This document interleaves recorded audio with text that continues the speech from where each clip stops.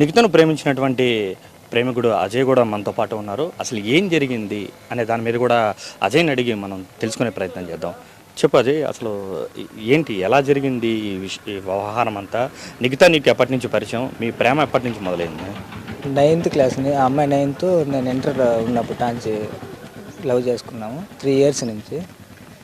దాని తర్వాత ఇద్దరం కలుసుకొని 10thలో లేచిపోయి వెళ్ళిపోయినాం. ఆ అమ్మాయి 10thలో ఉన్నప్పుడు, నేను ఇంటర్లో ఉన్నప్పుడు, ఫైనల్లో ఉన్నప్పుడు లేచి వెళ్ళిపోయినాము. వాళ్ళ అమ్మ వాళ్ళు ఒక 4 రోజులు మా కోసం ఎంక్వైరీ చేసి వెతికి పట్టుకున్నారు. మళ్ళీ పట్టుకొని వచ్చి స్టేషన్ కంప్లైంట్ ఇచ్చినారు. దాని తర్వాత ఇద్దరు నా ఫ్యూచర్ పోతుందనేసి మళ్ళీ కాంప్రమైజ్ అయ్యి మళ్ళీ రిటర్న్ వచ్చేసాము. అటు నుంచి మళ్ళీ నేను కొండ మీద పోయి జాబ్ చేసుకుంటూ అటు ఉండిపోయినాను. ఆ అమ్మాయితో నార్మల్గానే మాట్లాడుకుంటా ఉన్నాను. మేము కాకపోతే అక్కడ కలిసి ఉన్నప్పుడు తనేమో ప్రెగ్నెంట్ అయిపోయింది. దాని తర్వాత 8 నెలలు ప్రెగ్నెంట్, ఎవరికి నాకు చెప్పుకోవాలా, ఇంట్లో వాళ్ళకి చెప్పుకోవాలా. 8 నెలల్లో వాళ్ళ ఇంట్లో వాళ్ళ అమ్మకి తెలిసిపోయింది. ఇంట్లోనే డెలివరీ అయిందంట. ఆడకాడ ఏం జరిగిందో నాకు సరిగ్గా తెలియదు. అంతే, నాకు బిడ్డ పుట్టిన విషయం తెలియదు, కొడుకు పుట్టాడంట. నాకు బిడ్డ పుట్టిన విషయం తెలియదు, ఏం జరిగిందో తెలియదు.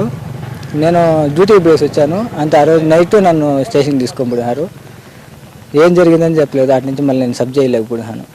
4 నెలలు సబ్ జైల్లో ఉండి రీసెంట్గా ఈ మధ్యనే వచ్చినాను. వచ్చి తను నా కోసం జైలుకి గడి వచ్చింది. నాకు ఇంటర్వ్యూ పెట్టి మా లాయర్తో మాట్లాడించి కోర్టు కాడికి వచ్చి నా కోసం పోరాడి నన్ను బెయిల్ని తీసుకొచ్చింది. అంటే ఆ అమ్మాయి నీ కోసం జైలుకి కూడా వచ్చి, అంటే వాళ్ళ ఇంట్లో వాళ్ళు వద్దన్నా కూడా వెళ్ళింది? వద్దన్న, ఇంట్లో వాళ్ళకి ఎవరికి తెలియకుండా నేను నా కోసం ఇంటర్వ్యూ పెట్టించి మా లాయర్తో మాట్లాడించి పిటిషన్ వేసి మళ్ళీ బెయిల్ అమ్మాయి తీసి నన్ను తీపించుకుని బయట తీసుకుని వచ్చింది. అంటే ఇప్పుడు మళ్ళీ ఏమైందంటే, చివరిగా నువ్వు ఎప్పుడు మాట్లాడావు? చివరిగా అమ్మాయి నీకేమని చెప్పింది? బుధవారం రోజు ఇద్దరం కలుసుకొని మాట్లాడాము. ఆ రోజు నైట్, బుధవారం నైట్ వాళ్ళ నాన్న నాకు ఫోన్ చేశాడు. ఫోన్ చేసి 1 o'clock 2 o'clock ఫోన్ చేశాడు. ఫోన్ చేసి మా అమ్మాయిని నీవంటే ఎక్కువ ఇష్టపడుతున్నది, నా పెద్ద కూతురు అంటే చాలా ప్రాణం నాకు చిన్న కూతురు కంటే.